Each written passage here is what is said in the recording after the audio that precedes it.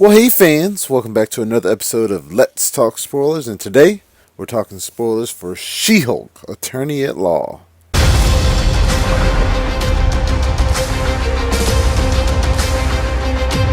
Now, She-Hulk Attorney at Law was an okay addition to the MCU. I believe I gave it an average 3 out of 5 over on the website. Go ahead and check out my review over there. Like I said, it was average. I feel like I like the beginning. The middle was kind of meh. I liked the Daredevil episode. Didn't really care for the end. And so I'll pretty much break down all the stuff I liked, all the stuff I didn't like. I'm not going to do like a beat by beat retelling of the series. Just some things that I really enjoyed, some things that make sense. So in the opening, you have She-Hulk, giving her speech to prepare her closing argument. And, before she goes to court, she breaks the fourth wall and talks to the audience about, hey, you guys aren't going to focus until I tell you how I became She-Hulk, right? And I like that. I like that they brought that over from the comics. That is how She-Hulk behaves. She talks to the audience like Deadpool does. And so we get her origin story where she's hanging out with Bruce. They're on the road trip. And then the Segarra spaceship comes down in front of them, causes her to swerve off the road. They crash. She cuts her arm on like a piece of metal from the car. And while trying to save Bruce, his blood contaminates her blood and she becomes She-Hulk. And the reason Bruce is human, they explain, is that after he did the snap and his arm was malformed, he put this like inhibitor on his body to make him go back to human form and help his arm heal. And so that's why he's like that. Now, I thought that was fine that they did it that way. I do prefer what I believe. It happened in the original animated TV show. I'm not sure if it happened in the comics, but it was Doctor Doom who was hunting the Hulk. And while he was hunting the Hulk, some kind of explosion injured Jen Walters because she was with her cousin for some reason. I think he was laying low with her. And she starts losing a lot of blood. So Bruce patches her up, but since she's lost so much blood, she's going to die. So he's like, well, the only thing I can do is give you some of my blood. So injecting her with his blood is what causes her to turn into a She-Hulk and, of course, saves her life. I think I do like that origin better because it would have brought Doctor Doom into the MCU a lot earlier.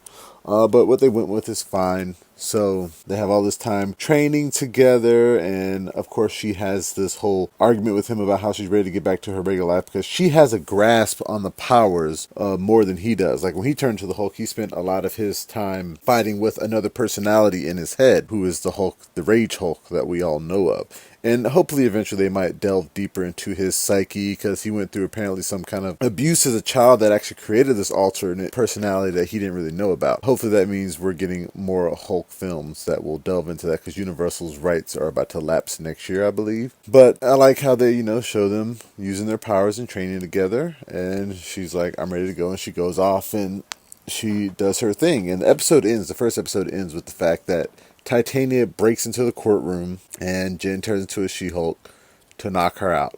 And because of this, they're like, we can't have a superhero working for the DA's office. So the lawyers that she was going against, he's like, hey, you had us beat before you turned to a She-Hulk and I had it declared a mistrial because you saved the jury's life. But I'd like you to come work for us and head up our superhuman law division. And she's like, bet, I'll do that. And she gets there and he's like, oh, by the way, yeah, I want you in She-Hulk form all the time because that's the whole point of this, is that we have a superhero representing superheroes. Love that whole aspect of it. She brings her little assistant, Nikki Ramos, over there with her. And you got Pug, you got Mallory Book, all these characters in the law office. And they're going to prosecute, superhero cases. And that's what I thought the show was going to be. It's going to be every episode is going to be a new superhero who needs a lawyer or somebody who's going against a superhuman person that needs a lawyer, and she's going to figure out a way to win the case. While at night, there's going to be some superhero antics because somebody's trying to get her DNA because, of course, if you get a Hulk's DNA, you could make super soldier serum or whatever kind of serum. And I was really excited for this. So they do that for about 2 episodes, I think. And then it spins off onto this whole thing of her, not being able to find a man and going on dates. And now She-Hulk is one of the horniest characters in Marvel comic history. She sleeps around a lot. And that is okay that they want to bring that aspect of the character over. But you don't want to do it so much that it takes away from the show. And the part that takes away from it is that when she's She-Hulk, everybody loves her. All the guys want to get with her. When she's Jennifer Walters, none of the guys want her. Tatiana Maslany is not ugly. She's an attractive woman. She is a wealthy lawyer. I don't know about wealthy, but she's a well-off lawyer. She should have no trouble getting guys. She's not like annoying or stinky or just a creature or anything like that. She should be able to get guys in regular form and in She-Hulk form, no problem. And if it's about finding good guys, they make it seem like, okay, there are no good guys? Really? In all of California, she can't find a single good guy? Like, come on. And I think what would have made it actually funnier, and maybe they can introduce this in the second season, a superhuman dating app where superheroes date other superheroes. So that would be nice. Somebody should figure that out. But didn't like that aspect. Just wanted her working cases. And they have this one episode where I think Jen is off doing something with Abomination, which I'll get back to him, Abomination. So Nikki Ramos is helping Mallory book with Immortal Man in his case. So apparently what he does is whenever he's like with from somebody for so long and he gets tired of them, he fakes his death and then changes his name and moves on and marries somebody else and starts another life. That's a great case because somebody like recorded him dying and found out he was still alive. So all of his former wives and one husband, they're like, look, you faked your death and left us with debt. One of them had a kid, all these things. And it's like, come on, that's a great case for She-Hulk to work. But giving it to Nikki and Mallory, it just seemed a little bit off. And if it were like She-Hulk and Mallory working and Nikki were there, I think it would have been a better episode. And this introduces a mutant. Mr. Immortal is a mutant in the comics. I assume he's a mutant in the MCU because they're just sprinkling in mutants here and there. And I would have liked more reverence to that scene. They made it like a joke. Like one time when they're talking to him and he gets a little like, he just jumps out the window. That was silly. I didn't care for that. I like the actor. He's the same guy from the Book of Boba Fett who's like, apologies. That guy. So yeah, they're just, the writing on this wasn't that great.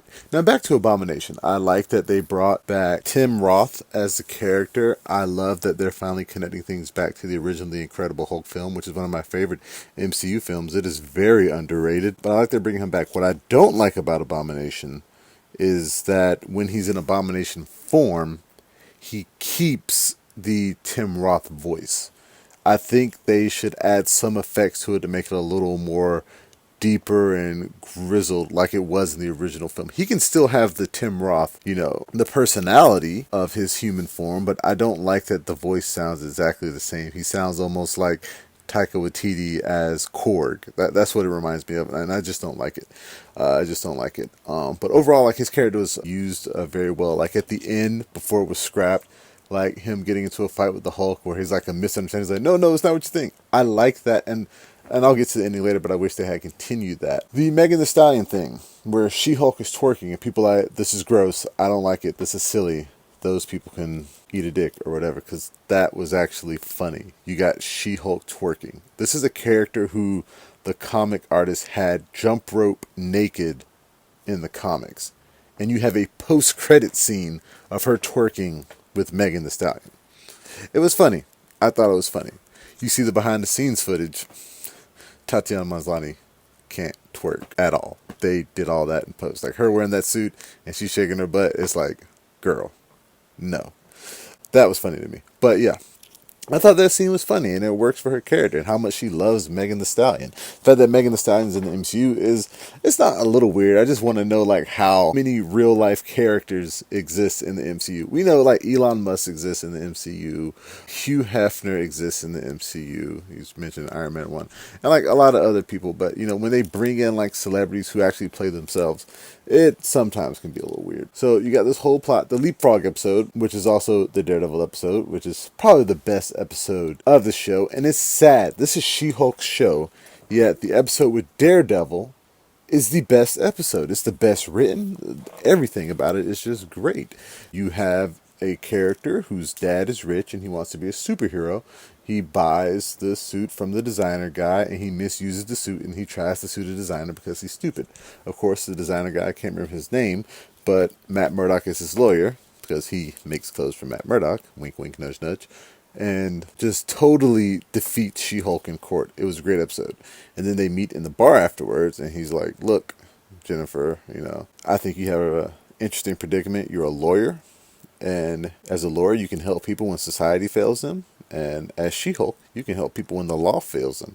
Great line, great advice, and their team up at the end, not at the end, but like toward the end, where she says, hey, look, your client actually kidnapped my client and I'm here to save him.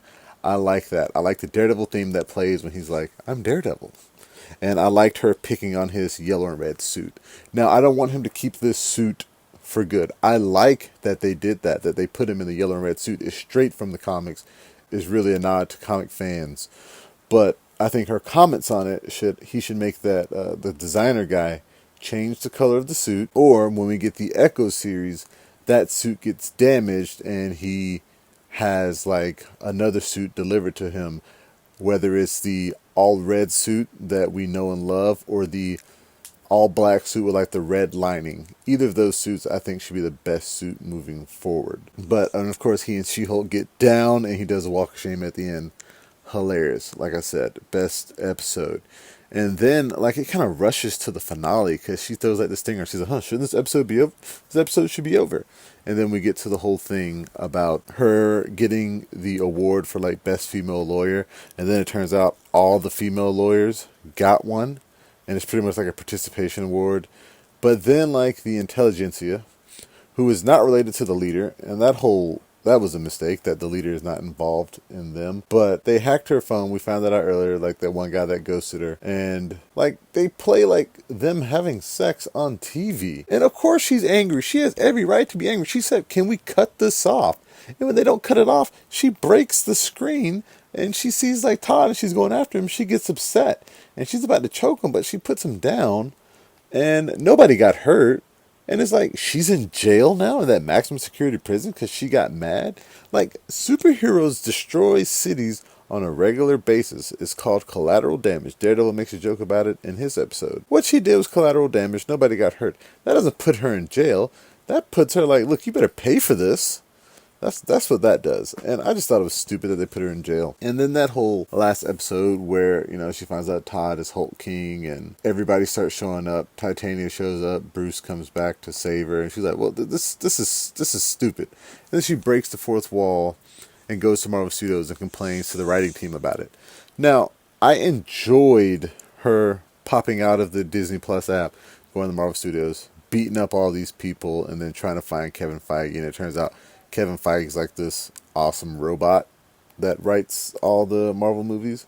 But I don't think it fit within that episode. It probably should have been like a one shot. Like She-Hulk goes to Marvel Studios. Should have been like a Marvel special presentation in between season 1 and season 2. Like, give me a better season 2. That's what that should have been. But like the Kevin thing was funny. It kind of breaks all the rules set within the MCU by actually saying, look, these are movies. I would like for it to somehow be that Kevin is actually an invention of Kang and is part of his control of this universe. Like, that would be great. But yeah, she mentions X-Men. She mentions like sometimes, we smash the fourth wall, we smash bad guys, and sometimes Matt Murdock. That was hilarious. See, that is some of the good writing that this show has, and they should have had that all throughout. But the thing I really don't like about that ending is when she's like talking to the Kevin robot, and she erases all of this stuff. She's like, I don't want this. I want it during the daytime. I don't want this. Bring Daredevil back because Mama has needs. And then he just sends her back in the show. Also, like, hey, change off screen that we have the effects budget on the next movie. You got the Black Panther theme. Like I said, a lot of that stuff is funny. But when she goes back into the show, everything is resolved. Everything is resolved. People are still there. It's like, what kind of reality warping is this? I would have liked to have seen an actual finale where, there's some kind of fight. The typical Marvel formula, yes. Her jumping out, that's how you break the Marvel formula. Skipping over everything after that, that's not how you break the Marvel formula. I didn't like that. Other things I didn't really like about the show. Jameela Jamil as Titania. I don't understand why she was in the show. I understand her character in the comics. I understand what they set her up as. But we never really get more than her just kind of picking on She-Hulk. Like, one, how did she get her superpowers? We never learned anything about her backstory. Why does she hate She-Hulk? And just like, why is she there? Her character, I'm fine if she comes back. This show deserves a second season. I would love to see a second season about this show. It needs better writers from top to bottom. Better writers. Some of that stuff was funny. I laughed at a lot of it. But overall, it was horribly written. And they need to retool the show and just make it a law procedural like Ally McBeal. And you can have a little bit of stuff about her personal life afterwards. Whether she still works at that law firm, does superhuman law, she opens up her own law firm in New York. That would be great. I don't know how they plan to, fix this, but I want a second season. I want it fixed. But that will do it for me, guys. You can watch this video and read the full review over on the website, flipfrogllc.com/flixfrog. You can find us on Facebook, Instagram, Twitter, and Reddit. And please, everybody, hey, please, come here. Come do this one thing for me.